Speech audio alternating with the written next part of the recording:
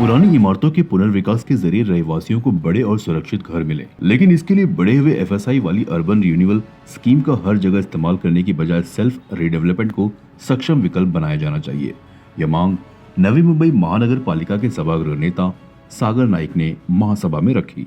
निर्णय राज्य शासनाने UDCPR मध्ये घेतलेले आहे। UDCPR हा वारंवार अमेंड होत गेला आणि FSIचे दरवाजे हे जास्तीत जास्त खोलायला लागले।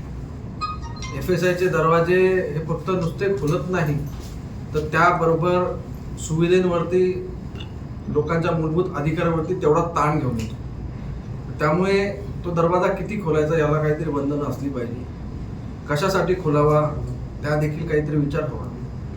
पण सरसकट प्रत्येक बाबीसाठी जास्तीचा FSI दिला तर त्याचा शहरावरती एवढा ताण वाढेल की शहरामध्ये राहणं मुश्किल होऊन जाईल। त्यामुळे नॉर्मल रिडेव्हलपमेंट हे चालू आहे, चालू असलंच पाहिजे, कारण की पुनर्विकास करण्याचा सर्वांना अधिकार आहे। त्या माध्यमातून जो FSI भेटतो त्या माध्यमातून नॉर्मल बिल्डिंगचा रिडेव्हलपमेंट होतो। राज्य सरकारने URSच्या माध्यमातून स्लम एरिया किंवा जिथे इलिगल कन्स्ट्रक्शन झालेलं आहे त्यामध्ये त्यांना रेग्युलाइज करण्याच्या दृष्टीने आणि त्याचबरोबर दाटीवाटीचं क्षेत्र म्हणजे त्यामध्ये घरापर्यंत गाडी, काही फायर ब्रिगेड अशा बिल्डिंग जसं गावठाण एरिया, झोपडपट्टी, LIG एरिया अशा जागांसाठी URS लावण्याचं आलं। तशा लोकांनी एकत्र येऊन करण्यासाठी जास्तीचा FSI देऊन तो इन्सेंटिव्ह देण्याचा निर्णय त्यामध्ये आहे। असे क्षेत्र जास्त नाही आहेत पण ते आहेत। अशा भागाला सर्वप्रथम हा URS लागला पाहिजे। पण अशा जागेना लावण्यापूर्वी नियोजित असलेल्या भागामध्ये जिथे आपला रिडेव्हलपमेंट ही लागू होऊ शकतो अशा ठिकाणी जर लावला तर त्या ठिकाणी जिथे आवश्यक नाही तिथे लोकसंख्येचा जास्त भाग घनता ही वाढण्याची शक्यता आहे। URS ही अपवादात्मक म्हणजे रेअर केसमध्ये जिथे आवश्यक आहे तिथेच वापरली गेली पाहिजे। जर ती सर्वत्र वापरली गेली तर त्याचा ताण पेलण्याची क्षमता कुठल्या शहरामध्ये त्या ठिकाणी नाही। नवी मुंबई शहर हे सुनियोजित आणि पायाभूत सुविधांमधून सज्ज शहर आहे, पण अशा प्रकारचा अनियंत्रित विकास सुरू झाला तर ते देखील पेलण्याची क्षमता नवी मुंबई शहरामध्ये नाही। त्यामुळे आम्ही राज्य शासनाला विनंती केलेली आहे की अर्बन रिन्युअल स्कीमचा फायदा हा तिकडच्या नागरिकांना झाला पाहिजे आणि तिकडच्या शहरी भागाला झाला पाहिजे, जेणेकरून रस्त्याचे नवीन जाळे तयार होणं, अर्बन रिप्लॅनिंग होणं, नोडल रिप्लॅनिंग होणं या दृष्टीने प्लॅन हा आयुक्तांमार्फत तयार केला गेला पाहिजे। इम्प्रूव्हमेंट स्कीम सारखी सुधारणा योजनेसारखी चॅप्टर्स आपल्या महानगरपालिका ऍक्टमध्ये आहेत।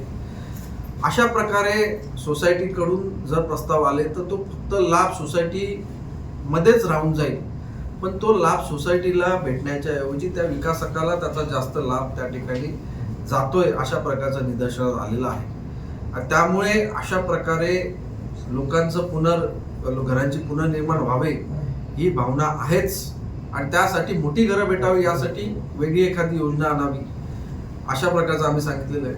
विकासकाच्या प्रस्ताव न येता तो प्रस्ताव आयुक्तांच्या मार्फत व्हावा। स्वयं पुनर्विकास किंवा अशा बिल्डिंगसाठी वेगळी योजना आणून जर जास्त क्लस्टरमध्ये बिल्डिंग एकत्र येत असतील तर त्यांना अफाट FSI नाही तर आवश्यक तो FSI वाढवून देण्याची तरतूद त्या ठिकाणी करावी, जेणेकरून शहराच्या नियोजनाचा, शहराचा सोयी सुविधेचा गणित आहे ते बिघडणार नाही आणि भावी पिढींना, आपल्या भविष्याला त्या ठिकाणी सुनियोजिततेच्या वाटचालामध्ये काही अडथळा येणार नाही। सर सिम्पली घरधारकांना मोठी घरं भेटावी ही आमची धारणा आहे।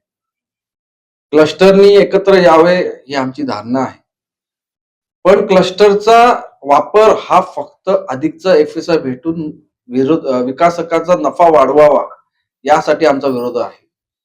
कारण की नफा विकासकाचा वाढेल, लोकसंख्या त्या बिल्डिंगची वाढेल आणि त्याचा ताण हा नवी मुंबईच्या इतर शहरावरती, इतर नागरिकांवरती पडणार आहे। त्या सिम्प्लेक्सच्या लोकांना आता जरी नॉर्मल रिडेव्हलपमेंट केलं तरी तेवढ्याच साईजची घरं भेटणार। हा एवढा आटापिटा कशासाठी चालू आहे तर फक्त बिल्डरला जास्त नफा भेटावा आणि त्या नफ्यामधून काहीतरी कट जास्त भेटावा या दृष्टीने चालू आहे. तर नॉर्मल डेव्हलपमेंटसाठी गेले तर मला वाटतं चांगल्यापैकी नफा देखील आहे, पण त्यांचं नफ्यासाठी त्यांना भूक जास्त मोठी आहे. त्यामुळे जास्त नफा जास्त कसा भेटू शकतो, तर जास्त FSI वाढवल्यामुळे भेटू शकतो आणि त्या माध्यमातून त्यांचं कार्य चालू आहे.